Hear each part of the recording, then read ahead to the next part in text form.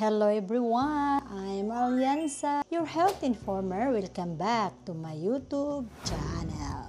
In this channel guys, we're talking more about health tips and health benefits. At kung bago pa kayo dito sa channel ko, huwag niyong kalimutan na mag-subscribe at pindutin ang notification bell para updated kayo palagi kung mayroon akong bagong upload na video.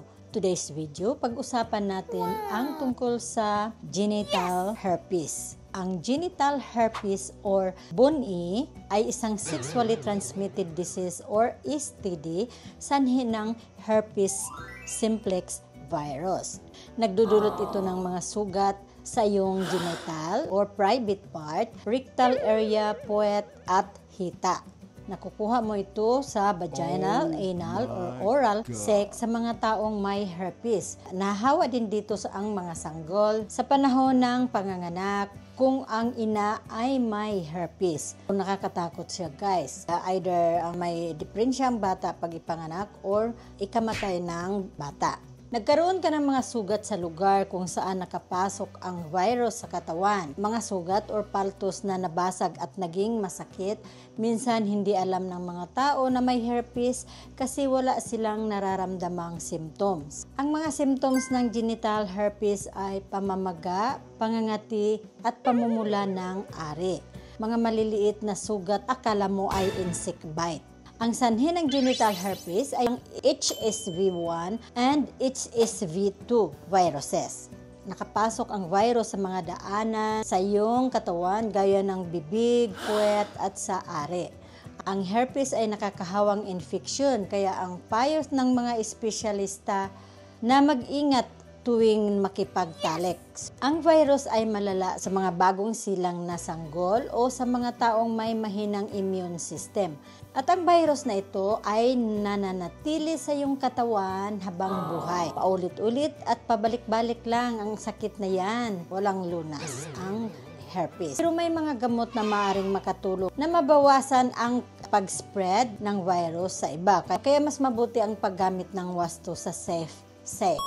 Para maiwasan guys ang ganitong virus, iwasan ang makipag-anal, vaginal, or oral sex. Iwasan gumamit ng sex toys ng iba. Paano nagagamot ang genital herpes?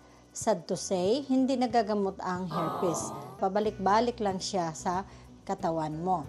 Kailangan mo lang ng matibay ang immune system mo para hindi ka madaling mahawa. Mga paraan magamot ang mga symptoms ng genital herpes ay uminom ng antiviral medication like acyclovir. Maglagay ng painkiller cream katulad ng petroleum jelly sa itaas ng namumulang ari. At panatilihing malinis ang ari. Kailangan tayo ng personal hygiene. Kailangan maganda ang paglinis natin sa katawan, lalo na yung private part natin, para huwag matubuan ng kati-kati at iba pang sugat. Maglagay ng ice pack sa affected area. Uminom ng maraming tubig, magsuot ng maluwag na underwear or iwasan ang masisikip na underwear. Paano iwasan ang genital herpes? Iwasan makipagtalik ng kani-kanino, maging responsable at palaging siguraduhin protektado ka at ang iyong partner. Iwasang makipagtalik sa mga taong may sugat sa ari. Practice nyo ang safe sex sa paggamit ng kondom. Hanggang dito na lang tayo sa topic natin. Sana may nakukuha kayong aral dito sa topic natin, ang genital herpes, kung paano mahawaan, kung anong gagawin, at kung paano iwasan ang mahawa sa genital herpes.